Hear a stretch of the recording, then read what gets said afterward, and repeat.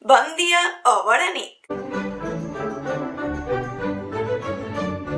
Benvinguts a un nou capítol. Avui parlarem d'una d'aquestes coses que en un canal de llengua s'han de tractar sí o sí. Ja us he dit que existeix un català normatiu i un català col·loquial. Però hi ha un altre tipus de català, que de fet ja l'he anomenat diverses vegades per l'Insta i per aquí pel YouTube.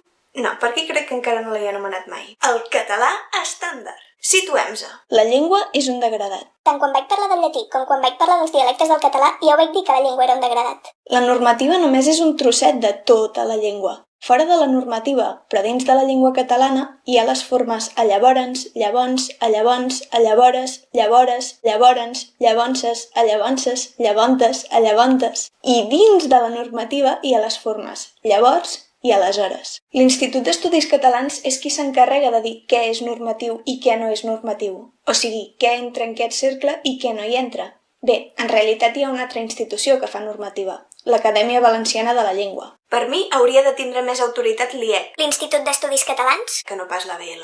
l'Acadèmia Valenciana de la Llengua. Bàsicament perquè l'IEC s'ocupa de la normativa de tots els països catalans, mentre que l'ABL només s'ocupa de la normativa d'una part dels països catalans. Però és igual la meva opinió sobre aquest tema. La qüestió és que hi ha dues institucions reconegudes que fan normativa del català. Llavors, què és l'estàndard dins d'aquest diagrama? Que, per cert, la idea original d'aquest diagrama no ha sortit d'aquí dintre, sinó que li he plagiat a l'Anna Montserrat. I qui és l'Anna Montserrat, us preguntareu? Doncs a part de ser segurament la millor professora que he tingut de filologia catalana, I no perquè no hagi tingut bons profes, vull dir, a la URB n'hi ha de molt bons. és la que ens va encarregar aquell exercici que vaig convertir en vídeo. Allò de mig, mitja, mitjà, mitjana, medià, mediana, mediació, mediador... Tot allò, que casualment és l'únic vídeo d'aquest canal en què he parlat català estàndard. Per cert, consti en acte que l'Anna Montserrat ja m'ha ficat totes les notes que havia de ficar, per tant, oficialment no li estic fent la pilota. Són l'Anna Montserrat i l'Àlex Arenas, benvinguts a tots dos. Curiosament, decenal vol dir que s'esdevé cada 10 dies, mentre que decenal amb C voldria dir que s'esdevé cada 10 anys, com les festes decenals de la Candela de Valls. Molt bé, sí, després d'aquest gran incís, seguim. Dins d'aquest diagrama, l'estàndard ve a ser aquesta part d'aquí. Veieu que coincideix en gran part amb la normativa, però no és la normativa ben bé.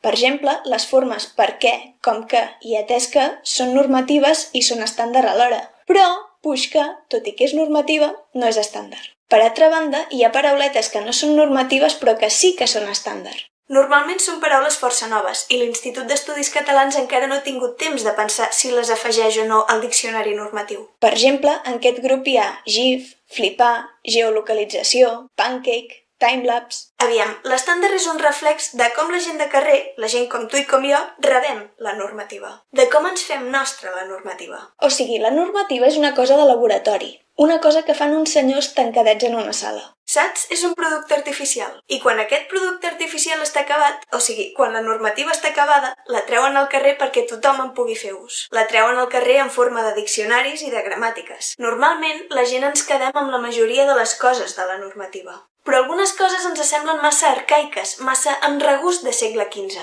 Per exemple, el puixcar, el llur, l'àduc, el nogensmenys i tota aquesta colla de coses que deia el Montilla en el seu dia. I llavors, com que no ens hi acabem de sentir identificats, decidim no utilitzar aquestes formes. I quan decidim no utilitzar aquestes formes, que sí que són normatives, estem fent que no siguin formes estàndard. Estic dient moltes vegades formes. Ho sé.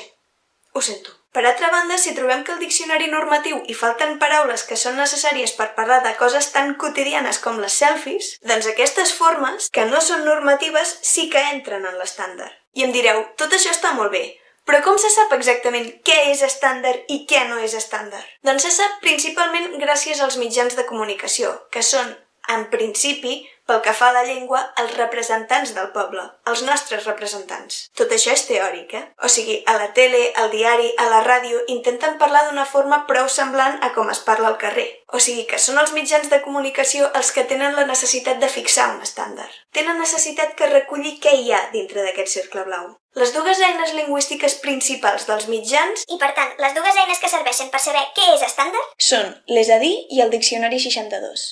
L'és a dir està en línia, o sigui que és a l'abast de tothom. De valtros també. Així que ja sabeu, qualsevol dubte sobre l'estàndard, és a dir.